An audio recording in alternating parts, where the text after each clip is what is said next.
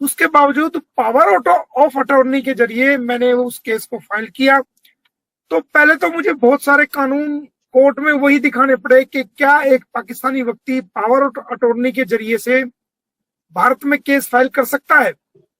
वो सारे supreme court के जजमेंट और सारे जजमेंट मैंने माननीय अदालत, हाई कोर्ट के जजमेंट सारे माननीय अदालत में रखे, तो वो कंसेप्ट क्लियर किया, हाँ ऐसा किया जा सकता है। ये कानून के सामने ये नहीं चलता कोई मोमिन मलिक है या कोई एपी सिंह है या कोई बड़ा कोई नेता है, नो। कानून के सामने हर व्यक्ति समान है, चाहे उसका रैंक और उसके पद से, उसके स्टेटस से कोई लेना देना नहीं होता। उसके क्राइम, जो उसने क्राइम किया है उससे लेना देना होता है। चाहे वो एक आम आदमी करे, गरीब करे, अमीर करे, पढ़ा लिखा करे, डॉक्टर करे, इंजीनियर करे, वकील करे, कोई भी करे, जो भारत के कानून को तोड़ता है, जो कानून को वायलेशन करता है, वो कानून का वायलेशन के अगेंस्ट उसको सजा दी जाती है। उसके स्टेटस से कोई लेना देना नहीं। ऑनरेबल कोर्ट ने हमें बड़े ध्यान से सुना। कई डेट तो हमें, जब हमने केस फाइल किया, हमें सुनने में लगाई है अदालत ने, क्योंकि ये मामला कोई छोटा मोटा मामला नहीं था, एक इंटरनेशनल इशू था, और इंटरनेशनल इशू भी किसी अन्य देश के साथ नहीं था, बल्कि पाकिस्तान जैसे देश के साथ ये मामला था। और जो महिला थी वो पाकिस्तान की रहने वाली है, भारत में इलीगली आई है, जो कि भारतीय किसी व्यक्ति को कहती है कि मैंने शादी कर ली, और जिसका पति जो है वो भारत में नहीं है, वो पाकिस्तान में है। ऐसी महिला के साथ एक क्वेश्चन ये रेज किया हुआ कि क्या ऐसी महिला जो भारत में वैलिड विजिटर नहीं है, इलीगल ट्रेसपासर्स है, क्या उसके अगेंस्ट, जिसके खिलाफ एक मुकदमा भी चल रहा है फैमिली कोर्ट में, कोई ऐसा मुकदमा उसके पति द्वारा किया जा सकता है? तो वो चीज को भी हमने तमाम जजमेंट के अकॉर्डिंग वो क्लियर किया। हमने जजमेंट का हवाला दिया कि जो लोग इलीगल तरीके से भारत में आते हैं उन पे भी मुकदमे चलते हैं, और चूंकि वो भारत की सरजमीन पे आ गई है, तो अब भारत के जितने भी कानून हैं उनके ऊपर नाफिस होते हैं, और जितने भी कानून हैं उनके ऊपर इम्पोज होते हैं, और सारे भारतीय कानून उनके ऊपर लागू होते हैं। तो हमने उसका जजमेंट दिए, उनके हवाले दिए, उनके हमने उदाहरण दिए, एग्जाम्पल्स दिए, तो माननीय अदालत ने उसको भी समझा। तो 2-3 डेट्स पे तो हमने पहले अदालत की जो जुडिशियल माइंड को सेटअप किया और उनके कंसेप्ट को क्लियर किया, तब जाकर के माननीय अदालत ने तमाम लोगों को नोटिस जारी किया, जब देखा कि हाँ ऐसा किया जा सकता है। वरना तो शुरू में ये केस हमारा डिसमिस हो जाता। अगर हम अदालत को कानूनी रूप से सेटिस्फाई ना करते तो हमारा केस शुरू में डिसमिस हो जाता। तो माननीय अदालत ने इस केस को समझा कि हाँ ये चलाने योग्य है, इसे चलाना जाना चाहिए। जबकि जो अपोजिट पार्टी है वो सेक्शन 83 करते रहे, वो 83 करते रहे, और हमने अपना काम कर दिया जी।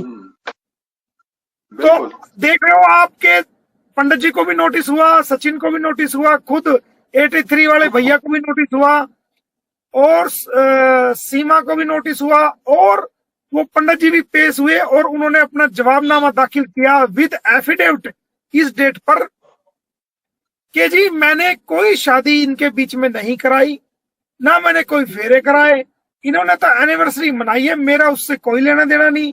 मैं एक पंडित, मैं तो ये काम करता भी नहीं हूं, मैं तो एक फरीदाबाद के अंदर एक प्राइवेट फैक्ट्री में जॉब करता हूं, ये मेरा रिकॉर्ड है, ये मेरा रिकॉर्ड है एक। तो वो बातें हमने अदालत में रखी, और अदालत ने जो है उसमें नोटिस जारी किया। और एक केस तो सबसे मेन ये है। दूसरा जो हमारा केस है, जो इसने एक पति के होते हुए जो ना दूसरी शादी की है, एक हमारा कंसेप्ट वो है कि भाई जब एक पति जिंदा है तो वो मुस्लिम कानून के अकॉर्डिंग जब तक वो उससे तलाक ना ले ले और 4 महीने 10 दिन तक इद्दत ना कर ले, तब तक वो दूसरी शादी नहीं कर सकती। एक कंसेप्ट हमने उसको क्लियर किया। और जो अदालत में फर्जी दस्तावेज, अपने आप को गुलाम हैदर की वाहिद बता करके फर्जी दस्तावेज का सहारा लेकर के जो इन्होंने केस फाइल किए, जो इन्होंने जमानतें हासिल की, उसमें भी हमने जो है ना इस चीज का ये उठाया कि ये फर्जी दस्तावेज का सहारा लिया गया है, और इसके अंदर इनके खिलाफ 420 और फर्जीवाड़ा करने के जुल्म में इनके खिलाफ जो है वो कानूनी कार्रवाई होनी चाहिए। तो जी ये चीजें हमने उठाई हैं, ये चीजें हमने एक और एक ये भी सवाल है सबका कि जिस तरह अगर सीमा यहाँ पे अगर नहीं रहना चाहती है और वो सजा नहीं काटना चाहती है, गुलाम हैदर भाई आते हैं कल को, बच्चे डिपोर्ट होते हैं और ये अगर अपनी सारी गलती मान लेती है, सॉरी फील कर देती है और कहती है कि मेरे को वापस जाना है, तो क्या ये पॉसिबल है सर? पॉसिबल तो सरिता सब कुछ है, बट ये नहीं मानने वाली है। ये कुछ और रंग चढ़ा हुआ है इसमें, ये मानने वाली नहीं है। इसको इसका हमारा क्लेम ही नहीं है। हमारा तो क्लेम बच्चों का, ये इसको जेल कराना हमारा मकसद है और बच्चों को दिलवाना मकसद है। हाँ, ये अगर जैसा वक्त बदलता है उसके अकॉर्डिंग फिर हम सोचेंगे, विचार करेंगे कि क्या होना चाहिए। और बाय द वे गुलाम हैदर भाई बोलते हैं, वो मांग करते हैं इनकी तो नहीं, उन्होंने साफ मना कर दिया था शुरू में ही। वो क्लियर, हमारा ये चीजें हमारी क्लियर हो गई थी, क्योंकि जी जिस हिसाब से इसने गुलाम हैदर की बेइज्जती की है, जिस हिसाब से गुलाम के परिवार की पूरी दुनिया में उसको जलील किया है, कोई भी इंसान जो होगा वो इस तरह, मुझे नहीं लगता कि वो जो है ना इस तरह की बातों में दोबारा आएगा। और किस तरह वो जलील करती है आप देखते हो, रोज मीडिया में मिनट मिनट पे जी आकर जी के मीडिया बिल्कुल के सामने वो गंद फैला रही है।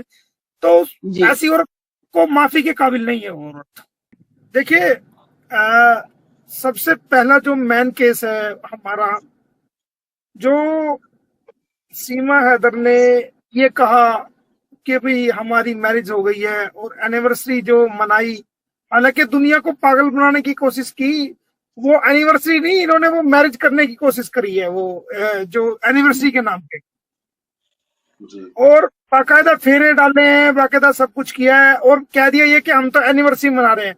कभी भी एनिवर्सरी पे फेरे नहीं होते, कभी भी फेरे नहीं होते।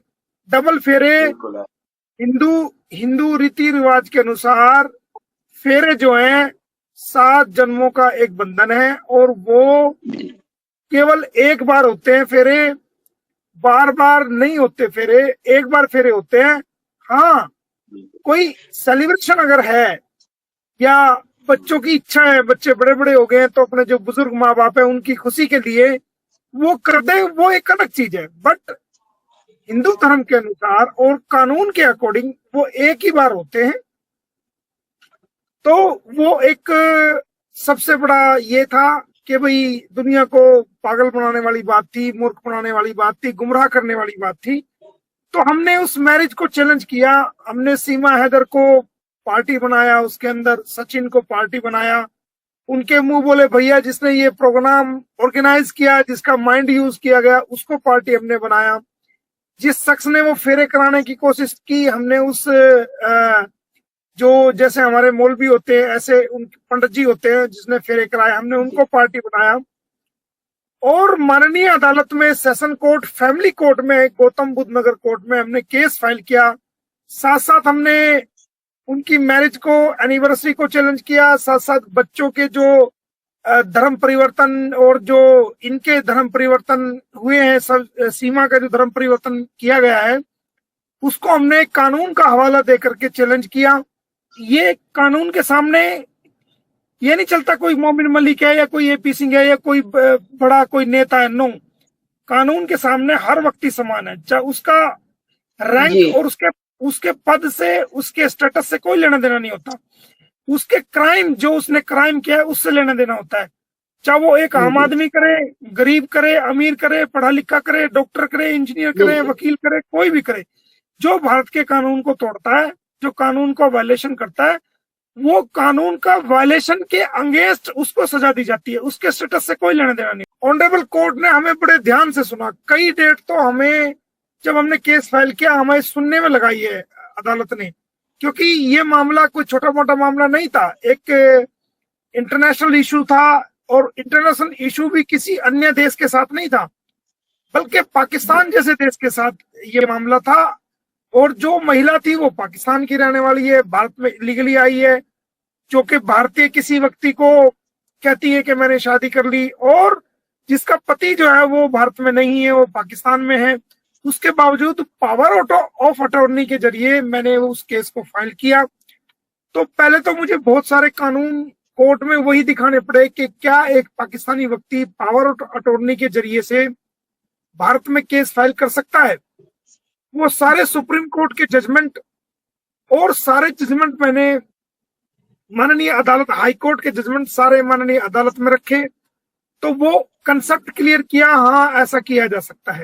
ऐसी महिला के साथ एक क्वेश्चन ये रेज किया हुआ कि क्या ऐसी महिला जो भारत में वैलिड विजिटर नहीं है, इलीगल ट्रेसपासर्स है, क्या उसके अगेंस्ट, जिसके खिलाफ एक मुकदमा भी चल रहा है फैमिली कोर्ट में, कोई ऐसा मुकदमा उसके पति द्वारा किया जा सकता है?